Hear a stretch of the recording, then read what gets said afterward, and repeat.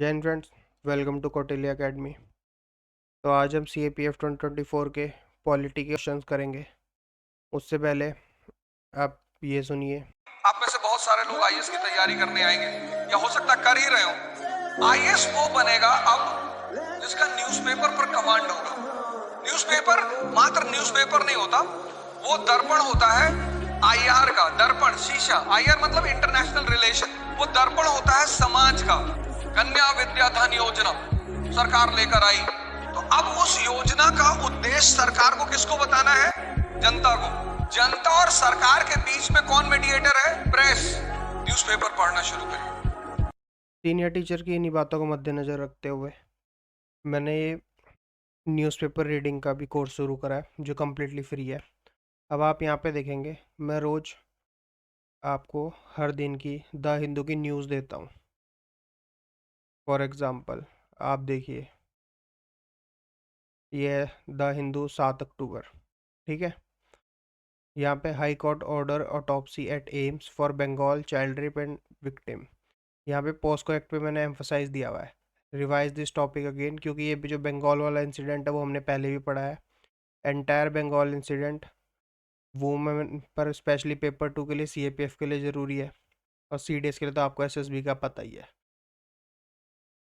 Aiming to eradicate child marriage by 2026, provide me 5 pointers why child marriage is still prevalent in India. ये हमारे डोंटलेस साहब है, इन्होंने बहुत अच्छे से इस चीज़ को एक्सप्लेन करा है यहाँ पे। गुजरात टू डिक्लेयर, ये करंट अफेयर है जो GS में CDS CAPF FCAT हर एक पेपर में आएंगे, ठीक है। तो आप यहाँ पे देख सकते हैं, मैं यहाँ पे सिर्फ न्यूज़ नहीं बता रहा हूँ, अप्रोच क्या लेनी है, उसको पढ़ना क्या है, उस न्यूज़ का निकालना कैसे है उस न्यूज़ में से, कि हमें पढ़ना क्या है इस न्यूज़ में से। अब आप ये देखिए, scientist are working on a way to detect cancer with sound waves. Class 9 NCERT में साउंड चैप्टर है, from there you have to answer sound waves are mechanical और ट्रांसवर्स। अब आप क्लास 9 चैप्टर खोलेंगे, अब वहाँ पे देखेंगे वो मैकेनिकल ट्रांसवर्स है, दो चार चीज़ें और भी पढ़ लेंगे उसके साथ साथ, ठीक है। और जब आप ये पढ़ेंगे तो आपका क्या हो रहा है, रिवाइज हो रहा है, आपका स्टैटिक पार्ट भी यहाँ पे रिवाइज हो रहा है। तो न्यूज़पेपर से ऐसे निकालना होता है। अब ये देखिए, यहाँ पे रॉयल वाटर की बात है, एक्वारेजिया जो कंसनट्रेटेड नाइट्रिक एसिड और हाइड्रोक्लोरिक एसिड से बनता है इन द रेशो 3:1, वो चीज़ यहाँ पे नहीं लिखी। बट जब मैंने यहाँ पे आपको एक्वारेजिया और गोल्ड के ऊपर पे बताया है, तो आप खोलेंगे उसको बुक में, आप देखेंगे आपका वो चीज़ मल्टीपल टाइम रिवाइज हो जाएगा, आपके मन में बैठ जाएगा, आपको याद रहेगा, कभी आपका उस पर क्वेश्चन गलत नहीं होगा। इसी चीज़ को देखिए, यहाँ पे एडिटोरियल में से क्या क्या निकालना है। अब आप ये देखेंगे, ये CDS में क्वेश्चन पूछा गया है, which one among the following statement objective of vibrant village program, ये हमने दिया था। इंडिया 2 हैज़ यहाँ पे वाइब्रेंट विलेज प्रोग्राम और ऑपरेशन सद्भावना पे हाईलाइट किया हुआ है। You must know about the highlighted portion in detail. अब आप उसको जब सर्च करेंगे, अब ये चीज़ें स्कीम मैप स्कीम इतनी सारी होती है, आप कैसे याद करेंगे? आपको ऐसे याद करनी पड़ती है, न्यूज़पेपर से आपको ऐसे निकालना पड़ता है। और ये देखिए, surgeon vice admiral Sarin is first women to head AFMC, आप देख रहे हैं। और आप यकीन नहीं करेंगे, ये देखिए, which state has which state has granted the title of Rajmata desi cow, ये प्रशांत धवन सर की वीडियो है। ये क्वेश्चन भी हमने यहाँ पे कवर करा था जिस दिन ये न्यूज़पेपर में आया था। और आप देख रहे हैं कितनी छोटी न्यूज़ है, सिर्फ एफिशिएंसी देख रहे हैं आप, कितनी छोटी न्यूज़ में से ही यहाँ पे बाय महाराष्ट्र गवर्नमेंट अलग से लिख के बताया गया। तो आप देख लें, तो आपको ऐसे न्यूज़पेपर से निकालना यहाँ पे सिखा रहे हैं, विच इज़ कम्प्लीटली फ्री, आप चाहे तो ज्वाइन कर सकते हैं। इसके अलावा 15th, इस मंथ की 15th को हम पेपर 2 का कोर्स भी स्टार्ट कर रहे हैं, जो वो भी कम्प्लीटली फ्री है, आप चाहे तो ज्वाइन कर सकते हैं। और जो लाइव क्लासेस होंगी, और क्लासेस जो होंगी वो इवनिंग में होंगी, क्योंकि as you know I have my job to do, अगर आपने पुरानी वीडियोस में देखा होगा तो। ये हमारा कोर्स है। आप ये देखिए, वाइब्रेंट विलेज प्रोग्राम वाला मैंने आपको बताया, ये हमारा ये है, आप ज्वाइन करना चाहे तो यहाँ से कर सकते हैं। ये सागर इनिशिएटिव का ये CAPF का क्वेश्चन है। और आप ये देखिए, ये भी हमने पढ़ लिया अब तक। Sagar initiative search for highlighted material if you are unaware. अब बच्चा जो इसको सर्च करेगा, इंडियाज़ नेबरहुड फर्स्ट पॉलिसी हो गया, सागर हो गया। अब आप रिपीटर है तो आपके लिए और अच्छा है। और अगर आप नए बच्चे हैं जो अभी अभी तैयारी स्टार्ट कर रहे हैं, आपको तो खजाना ही मिल गया ना। अब आपको पता चल गया न्यूज़पेपर में अप्रोच क्या रखनी है, कैसे आप अपना मटेरियल बना सकते हैं, यहाँ पे कैसे जिस निकाल सकते हैं न्यूज़पेपर का। नहीं तो बच्चों को यही नहीं पता होता। अब न्यूज़ है ये, need to catch up with technology air chief marshal. अब यहाँ पे वो होंगे ना, कितने % हम लॉस में चल रहे हैं, कितने हजार करोड़ की डील है, आधे बच्चे वो याद करने पे लगे रहते हैं। इन सब चीज़ों को देखना ही नहीं है यहाँ पे। Price rise veg meals got 11% steeper. अब आधे बच्चे इसे नोट डाउन कर लेंगे, भाई 11% स्टीपर हो गया। आधों को समझ नहीं आएगा इसमें से देखना क्या है। यहाँ पे देखना है, you have to answer 5 pointers of the above topics impact. Price rise से हम पे इम्पैक्ट क्या पड़ेगा, ये आपका पेपर 2 में काम आएगा। और CDS में SSB में काम आएगा। आपको पर्सपेक्टिव पता चलेंगे, आप समझदार होंगे। तो ये है, अगर आप ज्वाइन करना चाहें तो आप ज्वाइन कर सकते हैं। और जिसको CAP पेपर 2 का फ्री कोर्स चाहिए, वो भी आप यहाँ पे ज्वाइन कर जिए। 15 से हम स्टार्ट कर देंगे, जो इवनिंग में क्लासेस होंगी। अब हम पहला क्वेश्चन देख लेते हैं। Which of the following statement are correct? Some rights contained in Part 3 of the Constitution of India are enforceable against the state only. Some rights contained in Part 3 of the Constitution of India are enforceable in favor of citizens only. Some rights contained in Part 3 of the Constitution of India are enforceable against both the state and individual. अब आपको part 3 से पता चल गया कि fundamental right का question है, उसके फीचर्स में से एक क्वेश्चन आया हुआ है। तो इसके ये देख लीजिए आप, जो हाईलाइटेड पोर्शन है इसका डी ऑप्शन ठीक होगा। इसको देख लेते हैं। Some rights contained in part 3 of the constitution of India are enforceable against the state only. State के खिलाफ है। कैसे? स्टेट अपनी मर्जी से कोई भी लेजिस्लेचर कोई भी लॉ पास नहीं कर सकता। सपोज वो लॉ पास कर दे, आज से कोई घर से बाहर नहीं निकलेगा, बट नहीं कर सकता। क्यों? सुप्रीम कोर्ट इंटरवीन कर जाएगा, क्योंकि फंडामेंटल राइट्स आर एनफोर्सेबल। और some rights contained in part 3 of the constitution are enforceable in favour of citizens only. अब राइट टू इक्वालिटी हमारे फेवर के लिए ही तो है। अनटचेबिलिटी कोई नहीं कर सकता, अनटचेबिलिटी तो ये हमारे फेवर के लिए है। Some rights contained in part 3 of the constitution of India enforceable against both the state and the individual. अब स्टेट के खिलाफ वही अपनी मनमानी नहीं कर सकता, और इंडिविजुअल के खिलाफ कैसे?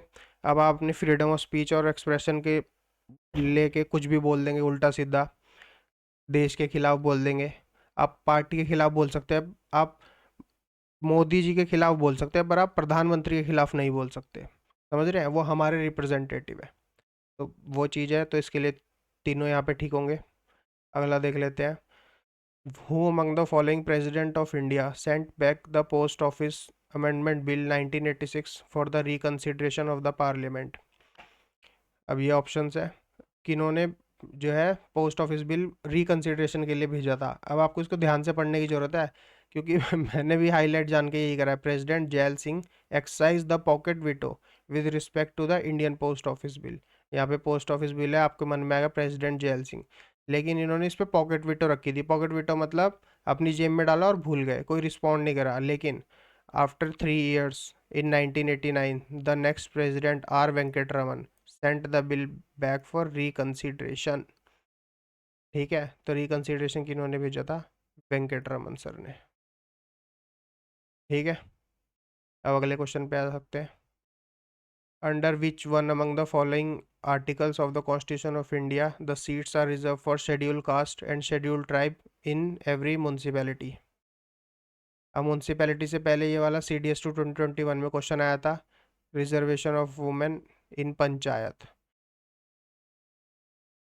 देख सकते हैं आप ये पे, और यहाँ पे सीट रिजर्व। अब ये एक ही आर्टिकल के अंदर आते हैं, पंचायत और म्यूनसिपैलिटी में ना, मतलब सिंगल आर्टिकल के अंदर, ये वुमेन के लिए भी, SC के लिए भी, ST के लिए भी। और यहाँ पे भी शेड्यूल ट्राइब एजेंसी, ये आप देख सकते हैं म्यूनसिपैलिटी का चैप्टर है, रिजर्वेशन ऑफ सीट 243T। तो इसका आंसर हो गया C। बहुत ईजी क्वेश्चन है अब तक, जो सारे डुएबल थे। म्यूनसिपैलिटी, प्रेसिडेंट और फंडामेंटल राइट, तीनों जो हम चैप्टर करके ही जाने होते हैं, और कुछ मतलब ही नहीं है कि ये छोड़ दिया फिर तो पॉलिटी क्या करी। Under which one among the following articles of the constitution of India a member of a civil society civil service whether of the union और state seeks protection from unlawful dismissal from services. मतलब unlawful dismiss नहीं कर सकते आप उनको, कि suppose वो अपना काम कर रहे हैं और कोई नेता लोग बोल दे कि एक आईपीएस को, यार ये तो मेरे हिसाब से काम नहीं कर रहा, इसको जो सही है लॉ के हिसाब से वो कर रहा, तो उनको डिसमिस नहीं कर सकते। इसलिए आप कहते थे आईएएस जो आईपीएस वगैरह होते हैं उन उनको आप बहुत ज़्यादा भी हो गया तो आप ट्रांसफ़र कर सकते हैं, उनके साथ ऐसे वैसे कुछ नहीं कर सकते कि उनको डिसमिस कर दिया ये कर दिया, क्योंकि बैकिंग चाहिए प्रूफ की बहुत बड़ी। ठीक है, तो ये सेलिएंट फीचर जो थर्ड चैप्टर है उसमें यहाँ पे दिया हुआ है, dismissal removal reduction in rank of person employed in civil capacity under the article 311, तो इसका आंसर बी है। अब ये फिर उसी से रिलेटेड 66 चैप्टर में 311 में आप ये पढ़ सकते हैं। लेकिन अब आप ये देखिए, आपको सेलिएंट फीचर्स में जितने भी आर्टिकल हैं अब आपको सारे देखने हैं। अब मान लो 311 में आपने ये पढ़ लिया, आपको समझ नहीं आया, तो आप इसका चैप्टर खोल के आप जाएंगे वहाँ पे, अब आप पढ़ेंगे वहाँ पे। अब यूपीएससी डीप में जाना शुरू हो चुका है, क्योंकि एनरोलमेंट बढ़ता जा रहा है, सीटें कम होती जा रही हैं। इस बार सीट ज़्यादा थी तो इस बार थोड़ा पेपर भी हार्ड आया। आपको पता है ना 95 वाले बच्चे भी इस बार, जिनका पेपर 1 में 95 है, वो भी सेलेक्ट हुए हैं। मैं जानता हूँ 2-3 को, जो 95 वाले हैं वो भी सेलेक्ट हुए हैं। अब आप लगा लो। तो अब अगला क्वेश्चन पे चलते हैं, 94 पे।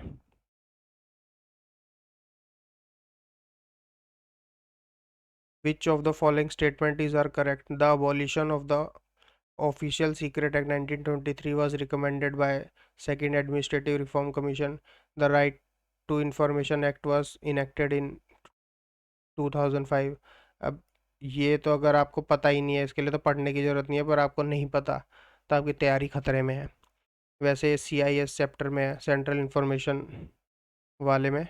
और जो ये वाला है official secret act was recommended by, यहाँ से आप देख सकते हैं, तो इसका आंसर सी होगा। बट ये एनसीईआरटी में, ये वाला पोर्शन एनसीईआरटी में कह रहा हूँ, लक्ष्मीकांत में नहीं है तो मेरे को नहीं पता, तो इसलिए मैं इसको थोड़ा हार्ड क्वेश्चन बोलूँगा। अगले क्वेश्चन पे आते हैं, which of the following statement is are correct? The Muddiman committee recommended the separation of account from audit as a necessary financial reform. Indian institute of public administration was set up on the lines of on the lines recommended by Dr. Paul H. Appleby।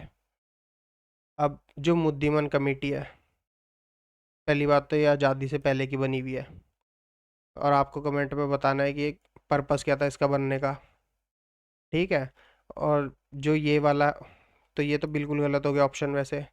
और जो ये है Paul H एप्पलबाय, ये ये वाला option सही है, पर पॉल एच एप्पलबाय के बारे में कौन से चैप्टर में दिया हुआ है हमें? मेनली कैग में दिया हुआ है हमें, वहाँ से आप पढ़ेंगे। तो इसका बी ऑप्शन ठीक है, ए ऑप्शन इसका गलत है, तो इसका जो आंसर होगा बी हो जाएगा।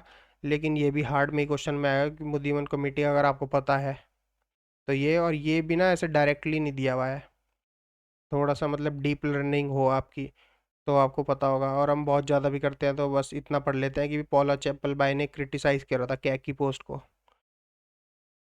ठीक है, अब यहाँ पे कमीशन के बारे में दिया हुआ है, आप ये दे सकते हैं Kothari commission, Satish Chandra committee, P C Hota committee और professor Y K Alagh committee. अब आपको इनका पता है तो पता है, नहीं पता तो नहीं पता। इसका आंसर ए होगा, 4123। अब उसके बाद जो लास्ट के 3 क्वेश्चन है, अब आप देखेंगे what is the percentage weightage of to forest and ecology in the devolution formula given by finance commission of India with sharing of revenue with states. अब अगला क्वेश्चन देख लो, consider the following statement, the 15th finance commission used fiscal effort a criteria for horizontal devolution unlike the 14th finance commission. और यहाँ पे 14th और 15th finance commission के बारे में बोला हुआ है। अब थर्ड देख लेते हैं, population of the 2011 year 2011 was first introduced in the tax devolution formula for sharing union tax and revenues में भी 13 14 13 15 14 12 के बारे में दिया हुआ है। अब ये जो तीनों क्वेश्चन है ना, ये फाइनेंस कमीशन की समरी से आ रखे हैं। आप यहाँ पे देख सकते हैं फॉरेस्ट इकोलॉजी के बारे में जो यहाँ पे पूछा हुआ है। फिर उसके बाद पॉपुलेशन वाला ये रहा, पॉपुलेशन यहाँ 27.5 या 15।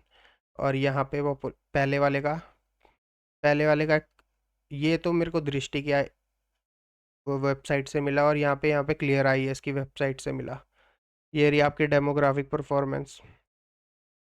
तो आप देख रहे हैं ना, ये समरी में से आया हुआ है फाइनेंस कमीशन की। तो इसका क्या, और 3 क्वेश्चन आए हैं, आप समझ सकते हैं तीनों क्वेश्चन वहीं से हैं। इसके आंसर आप बताएंगे नीचे से। मटेरियल मैंने आपको दे दिया, ये है। ग्राफ पढ़ना आपको आता होगा, आप कमेंट में बताएंगे। जो गलत होंगे उसके बाद मैं आंसर बता दूंगा आपको। और इसका मतलब ये है अगले साल आपको इकोनॉमिक सर्वे वगैरह की समरी के अलावा और बजट की समरी के अलावा फाइनेंस कमीशन की समरी भी पढ़नी है। अब वो कंफर्म हो गया, 3 क्वेश्चन आए हैं। अगली बार 2 भी आए या बढ़ भी सकते हैं, पर मिनिमम एक तो आएगा ही आएगा। तो एक क्वेश्चन आपका पॉलिटी का पहले से कंफर्म हो गया है। ठीक है, तो अगर आपको ये वाला समरी पड़ी होगी तो आते होंगे, नहीं तो नहीं आते होंगे। तो ये 3 तो हार्ड में ही माने जाएंगे। ये कमीशन है, आती है तो आती है, नहीं आती तो नहीं आती। PYQ में बहुत बार पूछी है, वहां से अगर आपने अच्छे से करी है तो। ये भी हार्ड है, ये भी हार्ड था। बाकी 1 2 3 4 5, ये तो रिडंडेंट हो गया ना, ये दोबारा था। तो 4 क्वेश्चन ऐसे थे जो डुएबल थे। बाकी मैंने आपको बताया ही है, 95 वाले भी इस बार पास हुए हैं।